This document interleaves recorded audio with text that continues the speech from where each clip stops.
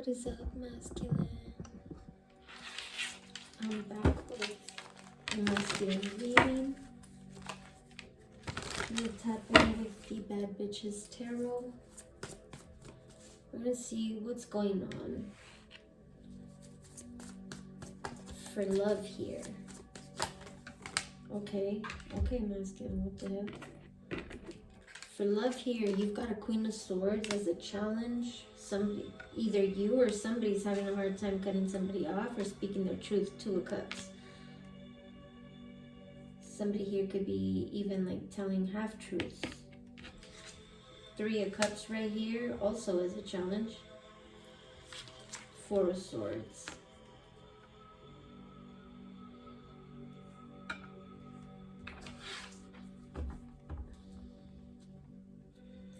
I don't know if you're talking to someone here, third party for sure. I don't know if you cut someone off. Maybe you were seeing someone before as a Two of Cups, right? But that's as a challenge now. You're not seeing this feminine as such. You could have cut her off romantically, but maybe not like still talking as friends. You need to know that this person still wants to be with you. They want to heal something with you. They're still heartbroken. They're struggling with that. Yeah, Capricorn energy, the Devil right here as I split the deck. I don't know if you and this person had like friends, like mutual friends. They could be like trying to get inside, especially if you're in another connection, to try to Five of Cups that connection. Infiltrate is what I heard. Okay. Yes, the Fool. Yeah, somebody here is acting like a fool, or they're hoping you do. Masculine, yes, they're hoping you do. Masculine energy. I feel like you can see this. This is shady people, you know.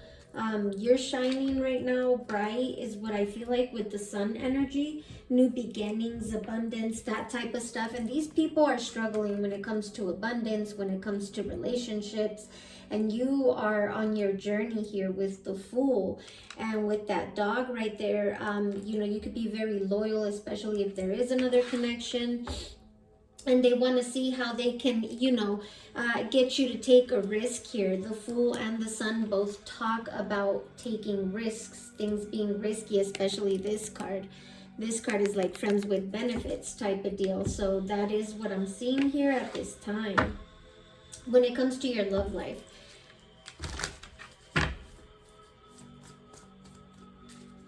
they could be sending like third parties to get information on you here, but they're not getting nothing. Yeah, Four of Pentacles. Somebody's keeping something close to their chest. If this is you, masculine, yeah, and for some of you it is you. Let's say they come in like, oh, hi friend, I was just wondering how you were doing, and how's your connection, by the way, or you know, anything like that, or hoping that you will say, oh yeah, I'm struggling with mine too, or something like that, right? Because now that would give them leverage as to, okay, now we gotta come in, we gotta play this, we gotta, you know, make it all seem like it was just random, but it's not, because of this third party here that clearly can't accept getting cut off. Okay, they need to go heal. They're struggling with that. They don't want to go heal. They don't want to go heal.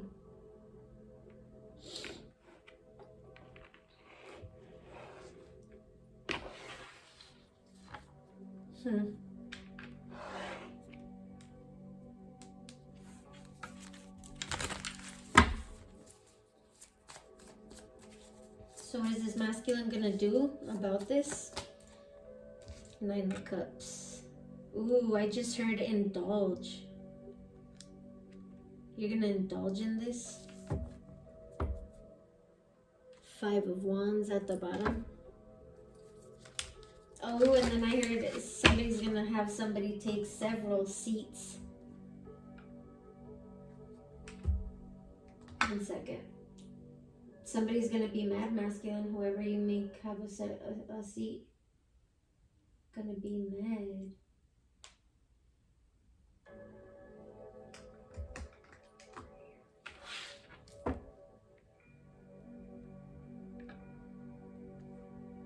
Some of you are going to hold back from whoever this is. Yeah, Two of Wands. Even if you meet up with them or something, yeah, you're still going to have this person have several seats. Look, Ten of Swords as a challenge. They really want you to betray your person if you're in another connection. Yeah, Eight of Cups, so that that person can walk away from you, or you have no choice but to walk away from that person. I feel like that betrayal is hard here.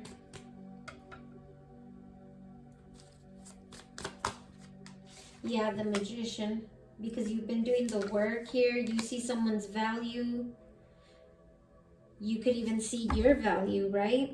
Let's just say before you would indulge in this type of activity. Five of Wands, and somebody is mad that you are not doing that. You got people mad here. In specific, this one person. Yeah, and they're like going crazy is what I heard with the Nine of Swords. Look at that. Because you moved away, right? Just, this is masculine reading. And they're Nine of Swords going crazy because you're on your journey.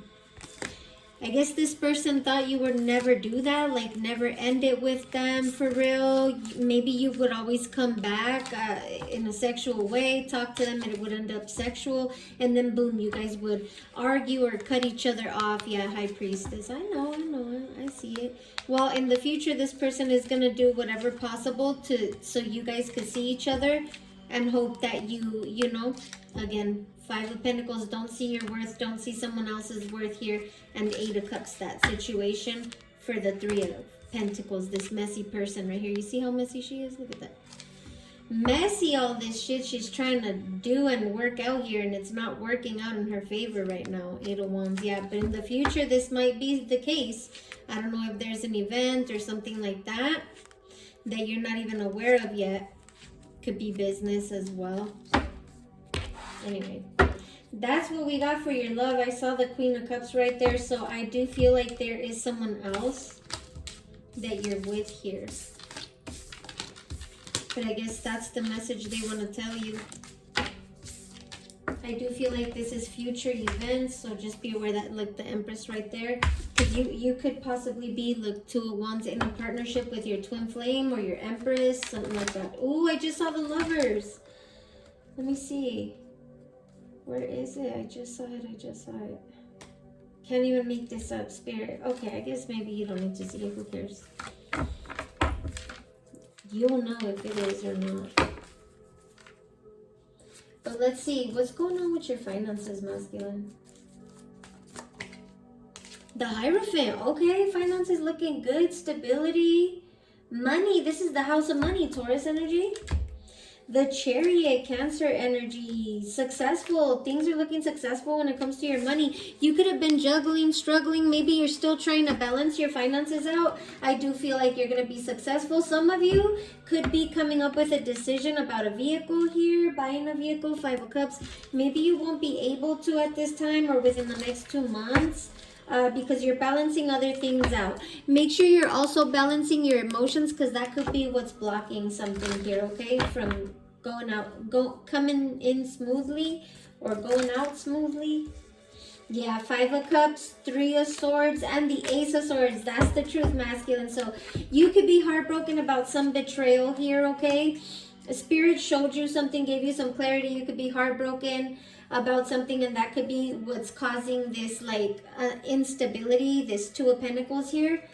You got to let that go. Ten of Swords right here, okay? That's when you get all these wishes fulfilled, whatever you want type shit.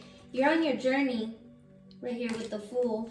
Knight of Swords, you may be feeling hostility or some type of hostile energy, whether it's coming from you or not. Four of Cups, they're telling you to ignore it. Maybe try to understand why you're sitting in those type of feelings and have a little more compassion here, okay? And then go ahead and end whatever that is. Change the feelings or whatever it is. I feel like it could be this past person. Okay, yeah, look, there's the Queen of Wands, King of Swords. Yeah, this is that past person. Okay, you're like, how does she know this? Well, sweetie, what do you mean? God gives me all the knowledge and truth. Don't you see that big Ace of Swords right there? And then that's God right there. Taurus, hello. But anyway, so Again, it looks like your finances are doing good. Make sure you're balancing out this emotional heartbreak, third party stuff. There's a need to heal. Three of Swords, Ace of Swords becomes the Four of Swords. So yeah, in order for you to move successfully when it comes to your finances, okay? Let's pull you a Divine Masculine Oracle. This was just a love and finances check. Reading here, energy check. I am going to read the Oracle though. It is a new deck and I'm not familiar with all these masculines. So I do like to educate myself and try to give you guys a better understanding. Okay, we get this one a lot, guys. Melchizedek. Okay. I forgot what it was about. I believe it's about biblical stuff. He was like biblical, I believe, before Christ. And then Chak. Some of you could be, yeah, there's healing that you're needing, masculine. You see that? Some of you could be native. Others of you could be Indian or something like that. Don't have to be. But let's read Melchizedek. Look, there's Chak. So this one's going to be important. I opened it right on Chak, so.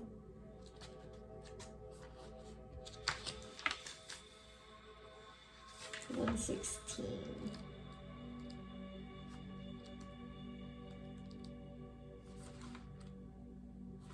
Okay, Melchizedek, seek wisdom from a mentor to open new gateways to your soul. Teach and share your knowledge, for as you teach, you learn on a deeper level. Melchizedek, meaning my king is righteous. In Canaanite is remembered as not only the king of Salem, you could be connected to Salem, but also the first ever priest, and we got the Hierophant. Okay, that's the high priest. It says, he was the first person to be referred to with the title Kohen, which is priest, in the Bible, written about in the Old and New Testaments. Melchizedek is revered so strongly that Abraham, the first Hebrew patriarch, offered to pay him tithes, demonstrating the magnitude of his importance. Yeshua, also known as Jesus, held the title of high priest in the order of Melchizedek, according to the New Testament epistle to the Hebrews. Other important biblical figures who were initiated into the priesthood of Melchizedek include Moses, Elijah, and Isaiah. Melchizedek's message. It is time to focus on learning something new. Seeking a mentor will assist in elevating you to a new level. Hidden pieces of wisdom dormant within you will be unlocked, awaiting the right time and conditions to bloom. With this newfound understanding, you will be ushered onto a path of higher passion and illuminated truths. A mentor can help you bridge the zone of proximal development, the space between what you can learn unassisted and what you can achieve with educational support. Remember that your mentors are human and pass on accumulated teachings learned firsthand on their wending journey. It is all too easy to get carried away with a new exciting topic. Take the time to consider all sides, not just the source you are most drawn to. Cognitive bias can take hold and become deeply rooted, limiting your path to higher learning. Cognitive bias is a process that occurs where people become biased toward one subjective reality, foregoing logical reasoning. Humans tend to filter information through the lens of personal preference and prior experience. To combat this, consume teachings that convey the opposite beliefs you initially held about a topic. If you still hold the same views upon researching all viable theories, at least you know that you have kept an open mind. To all possibilities, knowledge is power, and so is the humility to know that there will always be more to learn and information that humans are not privy to. As learning and teaching are two sides of the same coin, consider sharing your insights via the teaching modalities that feel right to you to expand your wisdom. The role of a teacher is to help plant seeds. If that seed is meant for the student, it will sprout roots and grow branches. If not, it won't. You may have an important topic for you to share to accomplish your teaching journey, yet you will come across certain students to whom your message will not apply. That may be because it does not pertain to their purpose, soul contracts, and lessons for this life, or perhaps it will plant a small seed that will sprout in years to come. Each person has a unique path to walk. Walk yours authentically, and the people aligned with you learning and teaching will come. Your own knowledge will deepen and grow, and you will feel the deep fulfillment that comes from nourishing the seed of wisdom ready to sprout within others. That's beautiful, masculines. I'm telling you.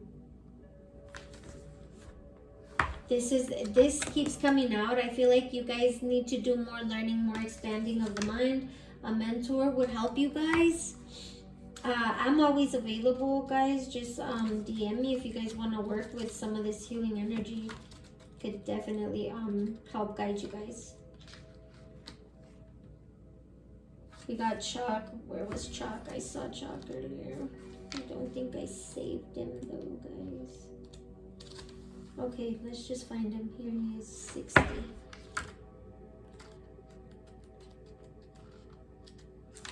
Okay. So for Chalk, guys, okay. I believe this one, his sorrow watered, I don't know why I want to say the skies, but I want to say earth. But watch, it's going to tell us. Chalk, take ownership of your mistakes. So this talks about, owning up to your mistakes, masculine. We all make mistakes. The problem is when we continue to make those mistakes instead of learning the lesson.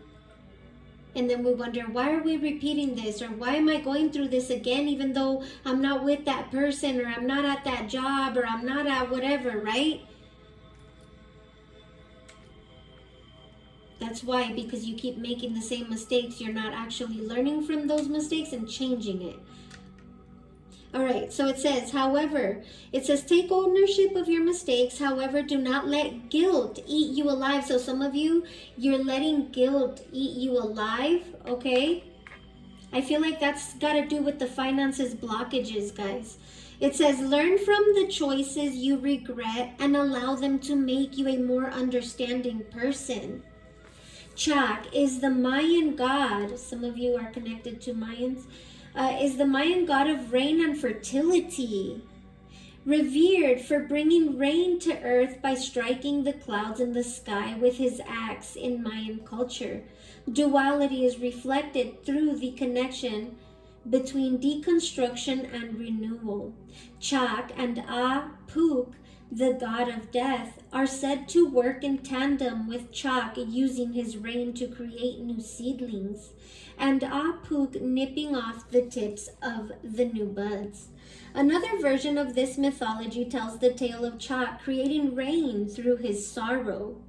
Chak had a love affair with his brother's wife, Kinik Ahua, the sun god. Upon seeing the pain he caused his brother, Chak felt deep regret and sorrow burn inside for his mistake. As the pressure of the shame built up within him, clouds appeared in the sky. As remorseful tears fell from his eyes, the first raindrops fell from above as if the sky was crying with him. I'm sorry, I'm getting a side message. Some of you could be dealing with this type of guilt. You could be attracted to your brother's wife, or you did something like this, okay? Chak's message: the aftermath of a mistake can leave you stuck in a haze of self-ridicule and guilt. When you realize you have hurt someone, it can feel just as painful as being the one on the receiving end. It leaves you with an unpleasant feeling in the pit of your stomach and slowly eats away at you. Guilt is an indicator of your goodness. Use this as fuel for different choices made in the future. If you didn't care, you wouldn't feel remorse. Your mistakes don't define you, and your mistakes don't negate your goodness. However, you move on from them. How you move on from them can make all the difference in the world. Reviewing past behind... Damn, they really don't want me to tell you guys this. It's like they still want you vibrating on shitty ass energy. Reviewing past behaviors and seeing any toxicity you didn't see then is a marker of growth. Mistakes are fodder for learning and are experienced by all humans. You can't be living the earthly experience by avoiding messing up. And now this isn't a reason for you to go and just make an excuse that, oh, well, I messed up because I'm human and I messed up. Don't do that. Mistakes, okay, you can't be living the earthly experience by avoiding messing up. Admitting that you have made a mistake is essential to help it not eat away at you, and it will ease your inner world and help mend the relationships with those involved.